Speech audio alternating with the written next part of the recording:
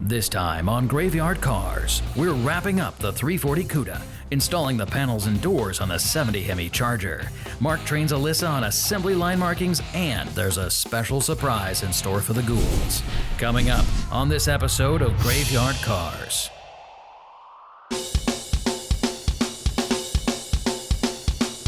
Things have really been rocking at the new shop. I personally laid out a beautiful paint job on the 1970 Hemi Charger in FK5 Burnt Orange. Autometal directed a beautiful job installing all the new sheet metal on our Phantom CUDA. We finished the 1970 383 CUDA, and Mark and Elena Daly could not be happier. With my daughter Alyssa, my old buddy Will, and the newest ghoul to the team, Dave, we have been turning and burning like never before.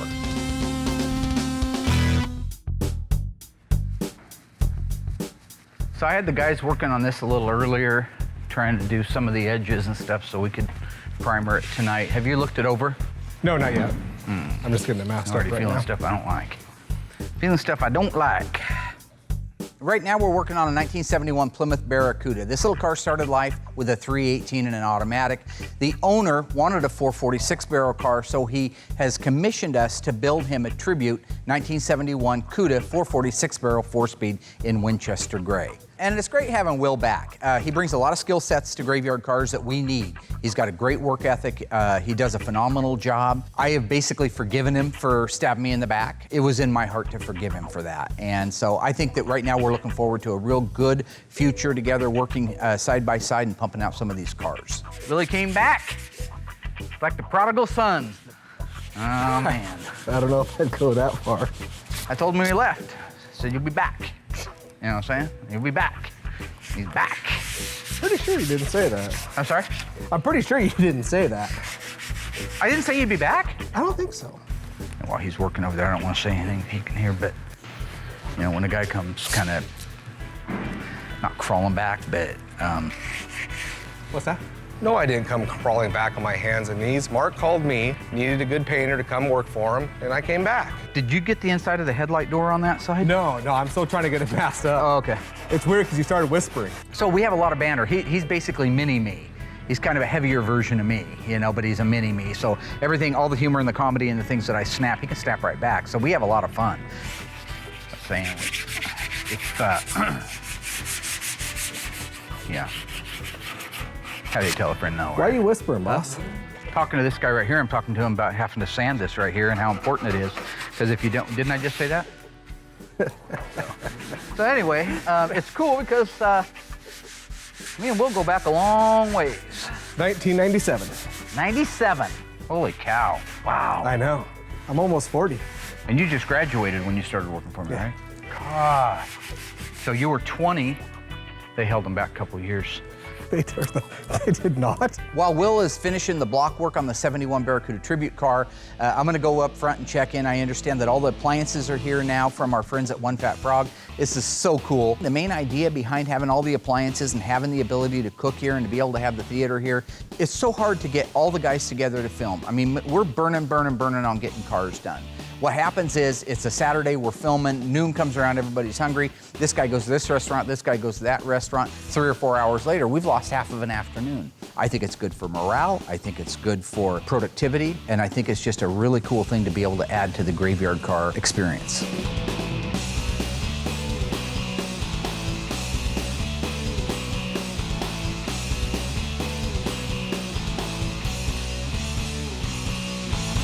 Huh? Just because I'm in a good mood don't mean I can't knock a lung loose. Will is all finished doing the block work on the 71 Barracuda. It's time for another coat of epoxy primer. So this is time right now for the master to go in and teach the Grasshopper exactly how it's done. All right, so if you'll mix up the primer, I'll go get the masks. I just bought us 2 new masks.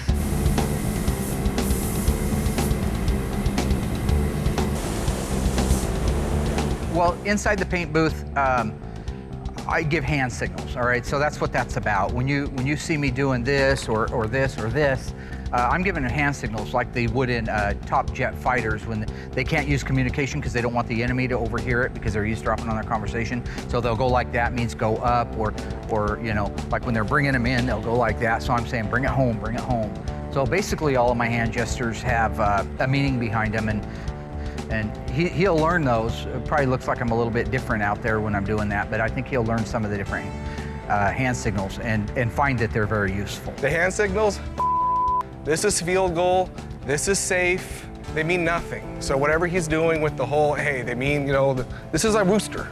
You know, you put your hand, that's a rooster.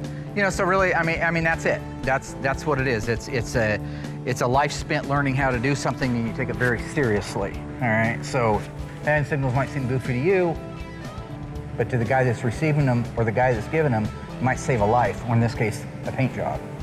So. Danger zone.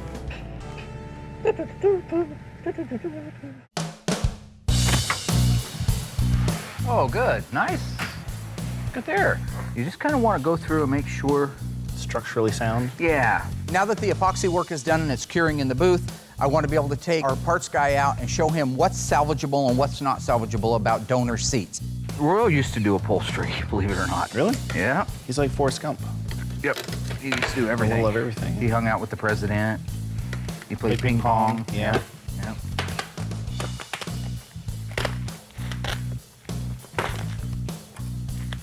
Yummy. Oh, Rotten through. and bugs. Oh, yeah, look at that. Potato bugs. Potato bugs. But this ate all the way through. There's no way to save that. Go throw that in the dumpster. This is a really good experience for Nick. He wants to be our parts guy, and he's really put a great foot forward towards it. Knowing what's good and how to tell if it's good, how much integrity has to be left in the metal, when is a seat track garbage and when can it be rebuilt? These are key things that any good restoration technician has to know. Therefore, any good parts guy also has to know. Pull this release, which is the same as pulling this lever if you were sitting in the car. That's the relay rod. Just pull it, tap it back out of the way. Pop this off. And there, so just grease. And there are your tracks right there, okay? That's just grease. So now you're down to the seat frame. You can already tell it's not crusty if you look at this. It's been reupholstered. Obviously, they didn't have velour back then. But look, you can still see the nice black paint on it. So why don't you go through there and cut all your hog rings. Nick has a really good idea now as to what's going to be salvageable and what's not. So I'm going to cut him loose to do the rest of the disassembly. Meanwhile, I'm going to go get together with the rest of the team, go over our progress board, and get the week lined out. This is going to cost somebody a dissension. Yeah, I don't know who drew those. Yeah, I think I do. That was me. We actually have a pretty busy week this week. The 426 Hemi engine and transmission and the rear axle assembly are all ready to go in the Charger. I want to get those installed. There's a little bit of detailing that needs to be done. Once that's done, I also want to work with Royal on buttoning up the back end of the CUDA, their 340 CUDA, because time is starting to run out on that project and we need to get it done. If everybody pulls together, does a really good job, I've got a very cool, unique, I think special treat that folks are going to really, really like. This incredible story becomes more ghastly with each report. This incredible story becomes more ghastly with each report. Okay guys, so this week we're working on our 70 Hemi Charger and our 1970 CUDA 340 automatic rear window louver car. I want to get the sheet metal put on. That's the doors, the fenders, the hood, okay? Once that's done, I want to raise it up in the air and get the drivetrain installed. That's the motor, the transmission, the K-member, the rear axle assembly. Before we do the drivetrain, Alyssa, you need to put all the markings on. So I'm going to work with you on the finer points of detail, all right? I'm going to work with Alyssa on the installation of all the assembly line markings and the original part numbers. I think she's going to do really well at that. Meanwhile, the rest of us can start putting the rest of the sheet metal on the car. So by the end of the week, I want that on. I want the drivetrain in it, and I want all the sheet metal on it. Bob's little 1970 CUDA 340 rear window louver car. I want to get all the rest of the back end of that wrapped up so that we can move it forward towards getting it done in the next 2 weeks. We still got our little 340 CUDA over here that we're running a little bit out of time on. I think we're okay, but we got to keep pressing forward. Just because we have something over here doesn't mean we don't have something over here or over there. So between everything, I think we're going to have a really good week. So we're going to run out of time soon on it. Feels like we're doing really good because we're knocking out a lot of hardware, but tomorrow's going to be here before you know it. So let's rock and roll. Take those two seats up and put them somewhere in his parts room so we have that bench to work off. I want to get all of the bolts set out for the fenders and the doors for this car so we can get the sheet metal. You want that whole thing cleared off? I want the whole thing cleared off unless it says Hemi Charger. Okay. Working on the Valance that Mark and I started yesterday, and nothing's lining up. Bro, you need a toupee, I decided, buddy. No, I'm fine. I'm sick of your bald head, No, man. I'm fine. Tired of it. Well, You need a toupee, and that's what I'm gonna buy you for your birthday, bud. A good look. I Buy just me watched any- Seinfeld work. Costanza You can got buy- one. You You can look buy good in anything it. you want. Elaine hated it. See, This it's back's not smaller. lining up. Okay, you want to stop screaming for a minute? I think we had the wrong hardware in there. I think these are okay that we did, but I think these are too big. Look at the factory size of the stud. See, that'll allow us, I think, more latitude. Gosh, those are so small. Nice. That will allow for more adjustment. It will, yeah. where do you want the 70 Charger parts? They can just be out. This can all be here then? Yeah, we're looking, what I'm gonna be looking for is the hardware that holds the doors Right and here. the fenders on. So you're gonna need to get things out. Okay. And we're gonna need door latches too. Okay. You're butting up against it right there. This doesn't go anywhere. That should move over a little bit. It fits the hole perfectly. It does there, not when you move it over. The thing about the Valance is the body men should always take the time to pre-fit them. In this case, they didn't take the time to pre-fit them, so it means extra work for us to be able to get the style lines on both sides to line up, along with lining up with the center bracket and the rear body panel. We'll get there, it just takes a little bit of extra time if the pre-fit isn't done. Mark thought these were the right ones first, but as it turns out, they were wrong. These were for the Valance Clips, and Mark was guessing that these were right, and they're not for this car. They're right for some of the B bodies, but the E bodies use the smaller one and the smaller clip. That way it gives you a little bit more adjustment in the balance. Yeah, I did have the wrong diameter of stud, but at least I knew that it took a stud, okay? He would have been putting bolts in there. He'd been wrenching it like crazy trying to get into this no access area. And Royal's just looking for any chance that he can be the man. Once you get the rhythm, once you get her going there, you Come know. on, get rhythm. You got none, buddy. Huh? I got more rhythm than you do. No, you don't. Yeah, I do. Roy, you haven't got any rhythm, bud. I'm sorry. I see chattering your teeth and tapping your foot to the ground nervously is not rhythm, bud. Rhythm, you see me dance, okay? That's rhythm. We've all seen you dance. It looks like a spasm. While Royal and I are working on the 7340 CUDA rear Valance, I've got Will out looking for the correct hinges that were pre-fit already for the doors for the 70 Hemi Charger. Will has been doing an outstanding job. He's a team player. He's working his butt off to make this work, and I'm very proud of him. No hinge. No hinge. There's 2 boxes over there, Damn it. but not a hinge. Okay, this is exactly the way you don't want to start a week. Missing a door hinge, missing a bolt, because today it's just those 2 little things. Tomorrow somebody will have misplaced the engine out of the Challenger. Let's go for a walk. Which years of the Plymouth Roadrunner came standard with wheel opening moldings? 1971 to 1973, 1972 to 1974, 1971 to 1974. The answer coming up after the break. This incredible story becomes more ghastly with each report. So which year of the Plymouth Roadrunner were the wheel opening molding standard equipment? The answer is C, the 1971 to 1974 Coke bottle style Plymouth Roadrunner. It has been established that the unburied dead are coming back to life.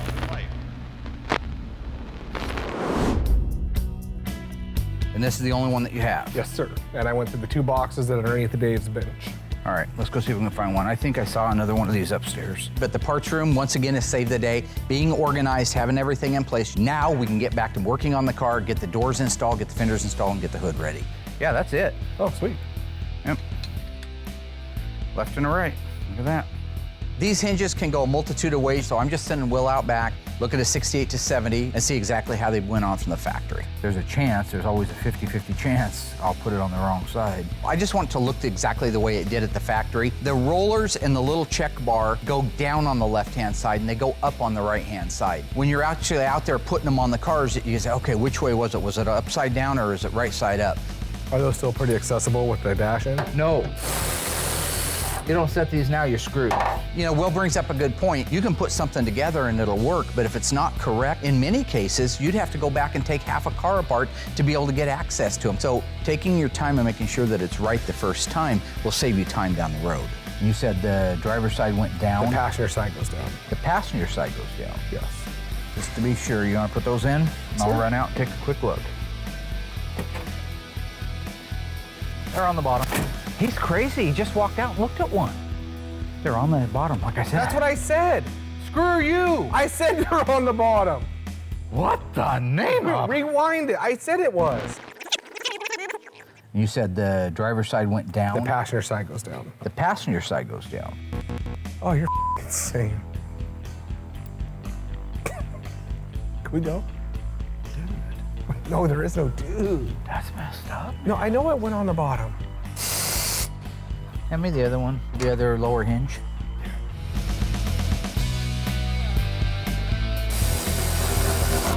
All right, let's try to hang the door and see what we got. Roy, you give us a hand with this door real quick, bud.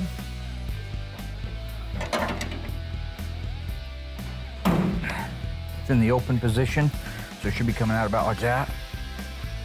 Putting a car together that has one of the most angelic paint jobs like my 70 Charger burnt orange car, you gotta be careful. You don't wanna put a chip or a scratch or a nick or anything else in these things. Taking your time, again, doing it right, being cautious, being aware, that's the important thing. It's okay. Careful, careful. You took your thumb out. That looks awesome. I love that color. You're gonna move it straight back, right? I just need to loosen them up so it can go straight back, yeah. Is there that much play in that? Yeah. In that pin? I'm not laughing, it's Royal. Laura loves What?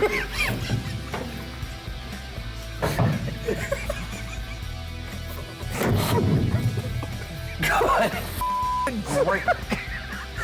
Hey, you're wrecking animal. Settle the down. Don't push it open, you'll keep Go get that blue rag. you'll chip it. Crazy rager. With the sheet metal on the Dodge Charger now and the rear valance all buttoned up and fitting like it's supposed to, I'm gonna go over to the body shop with Will and I'm gonna start blocking out the deck lid for the 70 Dodge Charger. Let's put some foo-foo on there. Some what? Foo-foo, some blocking powder, sorry. Foo-foo? Blocking powder. Blocking Guide powder. Nice hair today, huh? What's wrong with my hair? Looks like a little kid that wakes up on Saturday morning to watch cartoons. Yeah, pretty much. Will did good. He's been painting for me for a while now. He's doing an awesome job, but I want him to be exactly like me, the best in the world. Without the arrogance. Well, I don't know about. So do you want the 150 or So why is it when I point out a fact it's arrogant? I need a 150, please. Because you shouldn't have to tell the people that are watching that you're that good. The people that are watching should already know you're that good. So we're gonna go ahead and waste, because there's body men right now all over the world starving that would love to have that little piece of. Are you gonna send them that piece?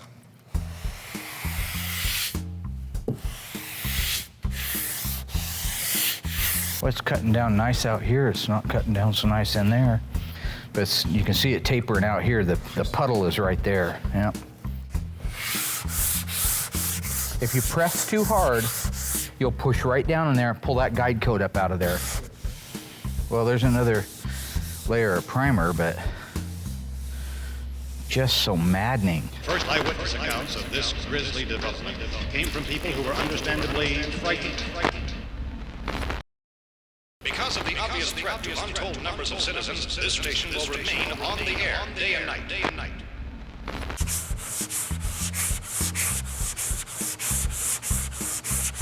See that? Just low as hell in there. Okay, get me blown off there. I'm gonna mix up a little bit of glaze to put on there. I hate Mopar deck lids. I don't care if it's CUDA, Challenger, Charger, Roadrunner, GTX. I don't care. They're a to do.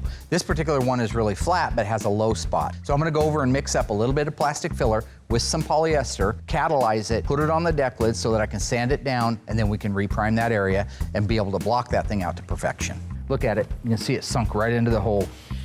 I'm not sure the exact reason behind these deck lids being so possessed. I don't know if it's because there's not much in the way of reinforcement between the inner structure and the outer, if they stretch over the years, if they've been popped before and we just don't know it. I don't know what contributes to it. It is a phenomenon. We want to feel a high spot there, not a low spot. Now look at look at how it fell into it. That's how deep that was right through there. And we're just gonna barely let the block touch that mud. See how that starts to feather back there? Very nice. That feather's nice, but you can still tell you got too much material in here. So we're gonna go to a fresh piece of 80 because we want the sandpaper to do the work, not muscle. And that's easy for you. Sorry.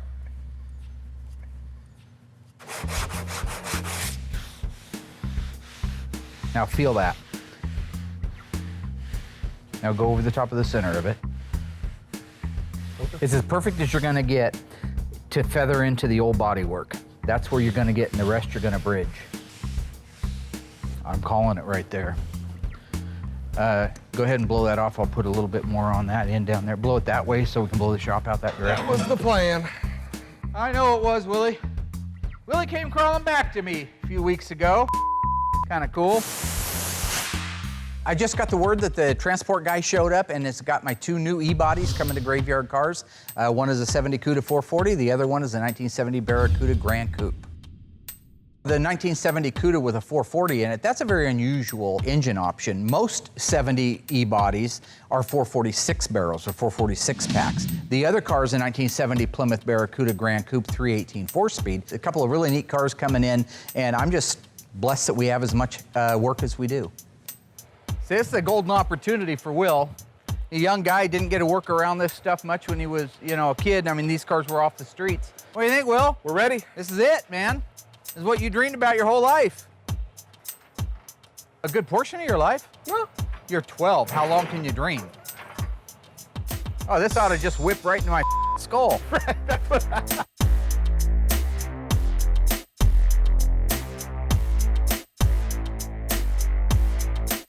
Can you grab the stringo? Grab under the back and let's put it next to the Hemi Cuda. You don't hear that in every parking lot in America, do you? Put it next to the white Hemi Cuda.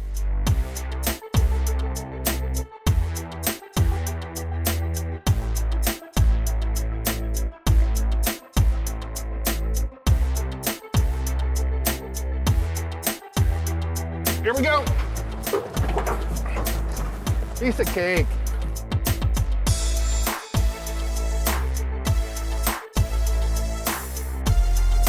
You could have got a 383 and a 4-speed with air, by the way. Oh, you could? You couldn't get it in the 440, the 426, I mean the 446. Still think it's a...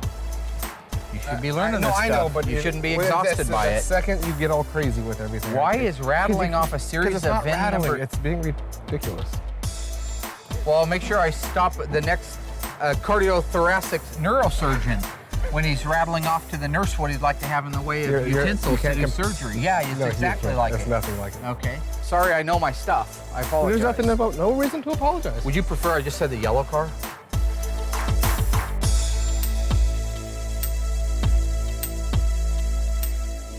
First eyewitness accounts of this grisly development came from people who were understandably frightened. They're coming to get you, Barbara.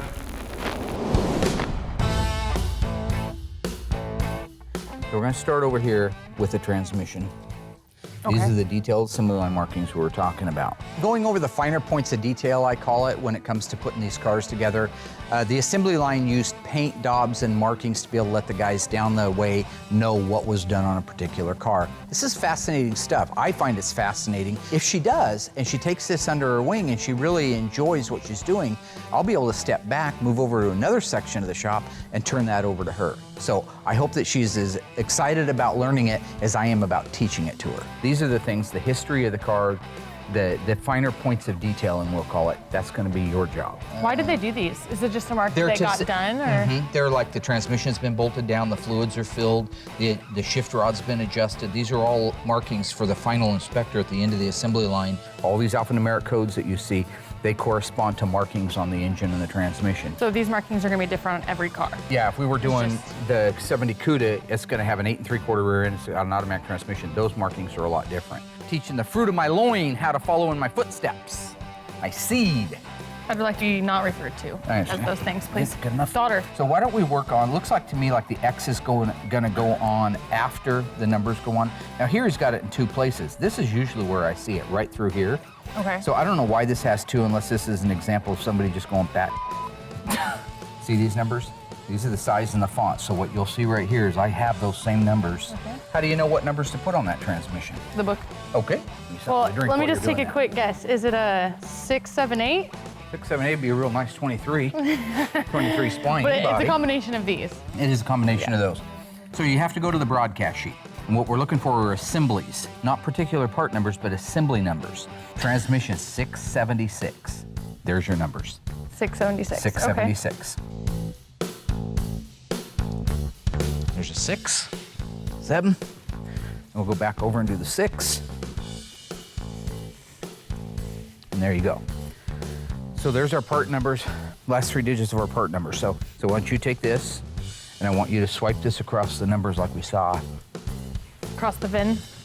Not the VIN, the casting number. It's across the casting number. It's a pretty color. So this white daub of paint right here is, On the top. put me one right on top of this bolt head, and then all the way to here. So this covers the top of the bolt, the top of the washer, and into that area right there. Yep, beautiful. And then we got a white daub between the 1 and 2 bolts on the transmission. So we got a white daub right here. So wait a minute, this is backwards in the book, right? Because that's self, I'm just trying to figure out how you're getting from the diaphragm to that, because we're looking at it from the opposite side, so I was confused. Alyssa's a bright girl. I mean, obviously, you know, look where she's coming from. But I think she doesn't pay attention, and then she plays catch up. So when we're looking at the driver's side of an engine and transmission, we know the shift linkage is on that side, and we go to the book, but the book's just located on the passenger side of the car, and she says, I don't see it on this side of the engine. Well, of course not. You just pick up the book and walk around 180 degrees, it's right there. When you're looking at like here with the shift rods, see all these shift rods? You don't see them over here. So that's a clue they're not over here. Yeah, Now, giant this one. is what this is all about. Oh It's not my a chance God, for me you're to make the fun of you. worst trainer. Can I like have someone else train me next I time? have Is been Royal told- available? I have been, yeah. Is Royal available? So we have one more white daub. Does this help a little bit? Because now you Yeah. can see the Oh my God, it Look matches at- the picture. Yeah, exactly. I'm learning. I threw you a curveball by Weird. being on the other side. I Weird. apologize. I know, it's so weird. You're doing a good job. I'm sorry I'm not a good teacher. You just need to have more patience. Maybe I wasn't a very good father. There's no such thing as a stupid question. You ever hear about I've that? always had a problem with that. You didn't have very many friends in school, huh? Most of them beat me up. Wonder why. Such a likable person. Okay, not on my floor. It's a $250,000 floor. Oh my It'll God. clean up. Oh my God. You're so dramatic. You exert a lot of energy on things that don't matter, Dad. This is a polished floor. They cut it down with 40 grit, and then they polished it out with 80, and then they went to 120, 360, 400, 1,000, 2,000, and then they buffed it with a 480 volt machine so that it shines like glass, and you just throw paint on it like a crazy person, like a sociopath burning down a house. Really? I'm a sociopath now? Let's worry about the rear end now. Okay. You know, other people doing this for the first time are gonna feel the exact same way I do. I know it. I know it. But you're my daughter, and I expect perfection out of you, just like you hold me to a higher standard of perfection. Only because all the smack you talk. Let's do the 084 right here.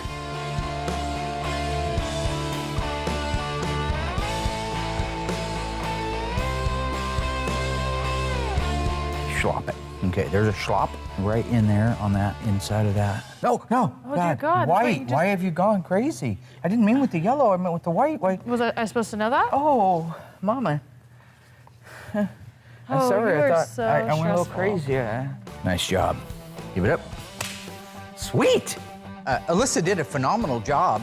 This is her first time out of the gate, and it's very overwhelming. There's a lot of things, there's a lot of markings, there's a lot of little intricate details. With all the assembly line markings now in place and correct for our 70 Hemi Charger, we can get them installed. We can bolt in the K-member with the engine, transmission, bell housing in place, as well as the rear differential, button up the bottom side of it. And if that goes well and we get that done, no damage, and I don't end up killing anybody, I have got a really cool surprise for the guys.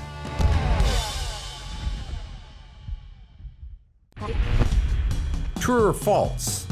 The 1968 to 1970 Plymouth Roadrunners were not available with wheel opening moldings, not standard or as an option. The answer coming up after the break. This incredible story becomes more ghastly with each report. So, true or false? The 1968 to 70 Plymouth Roadrunners were not available with wheel opening moldings. The answer is true. Oddly enough, you could not order an RM package any Roadrunner, 68 to 70 hardtop, post, or convertible with wheel opening moldings. However, in a twist of irony, in 1971 to 1974, they were standard equipment.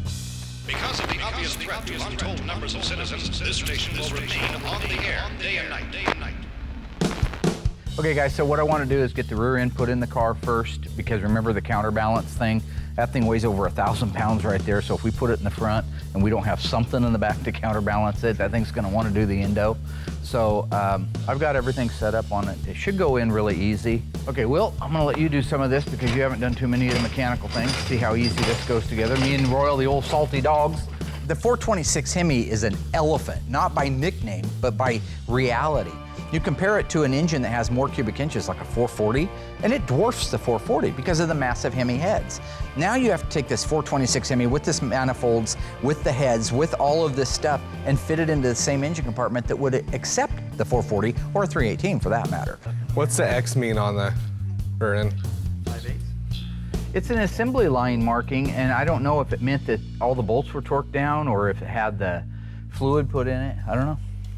Some guys know. I don't know. I thought you knew everything on these. I know it's supposed to be on there.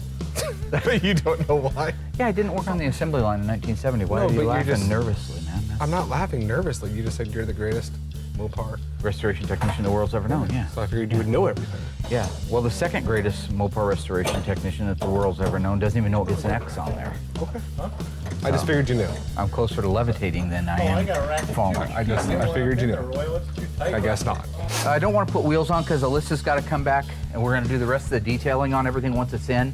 So like the leaf springs get a swab of white at the front, they also get a red to show that they're actually tightened down into place. Okay. This gets a 2-inch red band around it. Would you like to know how come? Yeah. Yeah, because all styled wheels that you can see through, such as the 15.7 Rally, not the dog dish, but the 14.5 road wheel, all those that you can see through had to show red on the back of the drum. And yet you don't know why X is on the back of the rear. It is either because it's full of... That's not huge, my man. It's huge. I just don't understand. This is the original, as your folks say, original.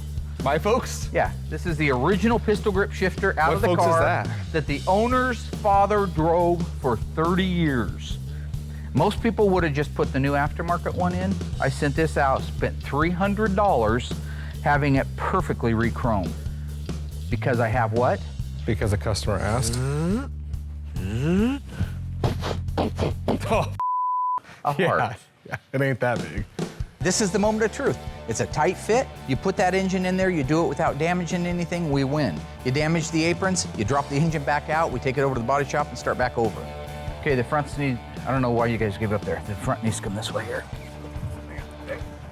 Okay, right there. Okay, we're just gonna put it in the car. Oh, we are? Not in the car out in the parking lot. Oh, shit. I wanna put it in this car. And watch Will, he wants to push it into the traffic. No, I barely, there's no f***ing traffic. The front's really straight, but the back needs to go over. Yep, I like it. Keep coming. So this is where I think we need to come. We need to come farther with the motor so we can get into the wider part of the second. Because okay, I understand. I don't want to. I actually think it gets narrower at the front, but I think we're good there, Royal. Looks good over here, barely. Barely good over here. Yep. That's crazy. Look at that thing fitting there. Look at that. That's insane. Hold up. Does it need to go back? Two in the shorts. It needs to go back about an inch. About an inch? Is where we'll be in. Okay. Hold up. Hold it. There you go. Hang on a second, Mark. I gotta get this tape off. Okay. Go back up a hair. Oh. That's bad shit. Why did you go crazy? What are you talking about? I'm talking about he wanted to go up just a little bit, and you that big old cement forearm of yours just went. Gentle, finesse. You ever play ping pong? What that? What that? No. What that? No, never. You ever play pool? Put a little bit of English on it? Be sound. Be sound. But because this, you're not gonna walk up to a pool table with a cue and just start bashing balls like Bam Bam from Flintstones. I don't play pool. Basically, everything went great. The Hemi engine's massive, so getting it edged just so slightly right in between the frame rails takes that many guys to do if you don't want to scratch everything up. But now everything's up into place. They're bolting down the rest of the K-member bolts. All that's left is fasten all the things together that we've got ready to go together in the suspension. We're ready to let it down and start putting the rest of the car together. The guys did a phenomenal job over the last few weeks. I think they're gonna like the reward that I brought for them. I know that I'm excited as can be. I think they're gonna be equally as excited.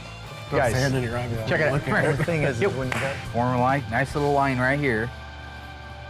You have no idea how cool this is. It has been established that the unburied dead are coming back to life. First eyewitness accounts of this grisly development came from people who were understandably frightened. Guys, sand in your eye. check it out. Come here. The thing is when you got Form light, nice little line right here. You have no idea how cool this is. What is it? Who is it? Another project. Just what we need is another project.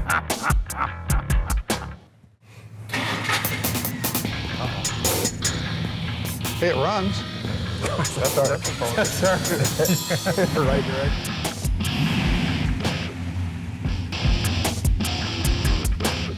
That is cool. Oh, yeah. Oh. Nice. Look at the chrome bumper. That is the car. Look at all the chrome on that. That is nice. Christine's up! That car is sick.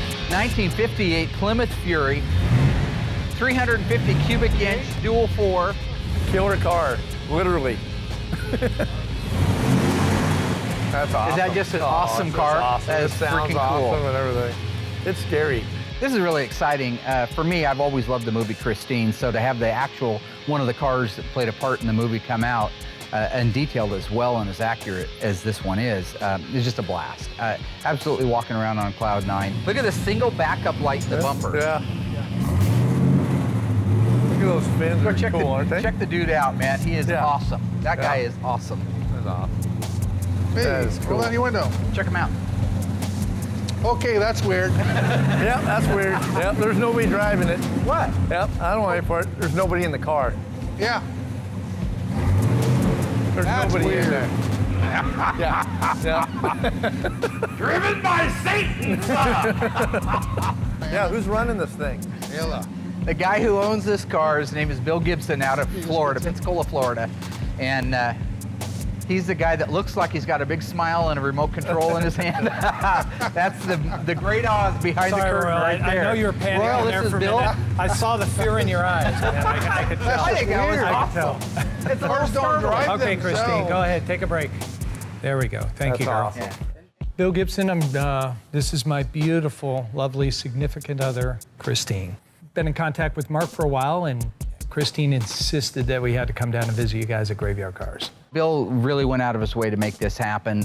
This is one of those lifetime experiences that we'll always have at Graveyard Cars. It'll make it into one of our posters. It'll be in our kitchen or our lobby or one of the other areas that we hang out, because this is part of the fabric of the life of Graveyard Cars. This is considered a classic car, but it's everything a classic car should be and more. I mean, it's red and white, which is the ultimate color. Got awesome lines. It's got the fins, which is, distinguishes that era, and all the chrome. And I mean, it's cool. The tinted windows make it look so mean. The headlights flashing, and it's a cool car. I think Christine's really cool. I mean, how often do you get to be this close to a real movie car? This is really cool to me because seeing this car is a 58 Plymouth, and I had a 58 DeSoto, which is real similar. Just really big, round-fendered, big fin, sexy car. Can I open this side? Sure, go right ahead. Oh my gosh, can we sit in there? Sure, You sure? go for it. Just watch that seat. Why are you afraid to get in here? As long as you don't eat I didn't see cheeseburgers, you're anybody fine. driving. There you go. Uh-oh. But when that seat started rolling forward, the expression on his face was priceless. That was awesome. I need, Hey, It's on fire. It's on Is it supposed to be smoking like that? Can I get out now? call y'all. Yeah, it's all fun and games till the 52-year-old high cholesterol guy flops. I got medical problems, man. I know everybody wants to make it like it's some funny thing that I actually freaked out when the seat started moving. I knew it was going to move. Of course you didn't. Show me under the hood. Now, Oh, the sure. original Christine had a 350 cubic inch dual 4. Is that what this has? That's correct. The 350, It does have that? And it does have this. Oh, I thought for sure it was just a motor. I didn't know It's you. a 318, 350 Golden Commander, 1 year big block Holy that did it. crap. That is a Golden Commando motor. Oh, that is beautiful. The book originally came out with listing Christine as a Fury, a special order Fury, red and white. This is actually a Belvedere, which was one model below the Fury itself. I think in the book, Stephen King wanted to call it a Fury because of the name, so they made it look like a 58 Fury, but 58 Fury only came in one color. Fury, of course, was a buckstone beige with a white top. There's a limited production, a little over 5,000 of them, so they were all painted the same. So in order to do this, you cannot order an actual Fury, so a lot of people who wanted the red and white combination would just step it down, order the Belvedere, order the Sport Tone Special, and all the little addition. The bumper wings were an added option. The 350 Golden Commando, which was a rare motor, actually Plymouth's first big block, one-year motor. And that could be ordered if you can get something like that. So they could sort of do those things, those options back then. To commemorate the visit of the world-famous Christine, I decided that I would actually get the DVD on Blu-ray, set it up in our theater, and show it to the guys. Bill also had a surprise for us, and that was all of the stars of the movie actually signed the inside of the deck lid, so we got to see what everybody wrote. Don't eat in this car. I could miss that one. Yeah. I'm sure she'll be glad Can I drive to it? Ride her life. Yeah, we'll let you drive it. Well, we'll have to ask her first. I don't think. I don't know if I'd sit in that seat again.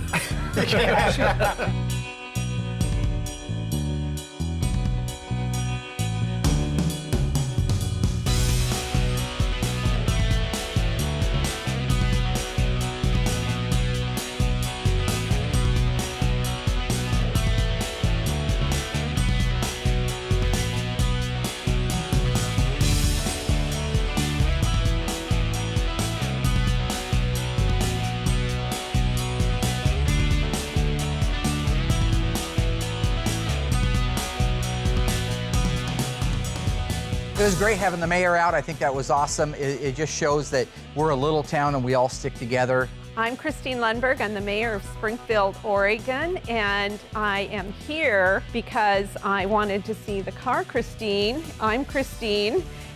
I mostly know Mark because he volunteered to have cars at our Christmas parade, Well, which I'm is a celebrity. because, okay, start again. I know. Thank you for coming out. I want to show you this beautiful car. She's a very jealous girl, I will tell you that. I know. Who's laughing? Why are they doing that? What was that? Christine. It's Christine. She's got a male voice? Yeah, you're comfortable for now. She gets very mad.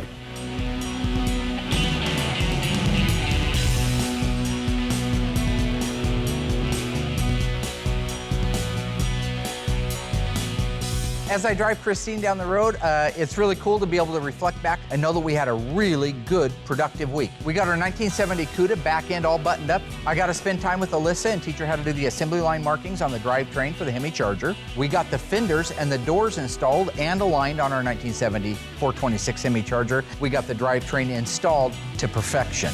And to top it all off, we had an absolute blast visiting with the one and only demon-possessed Christine 1958 Plymouth Fury.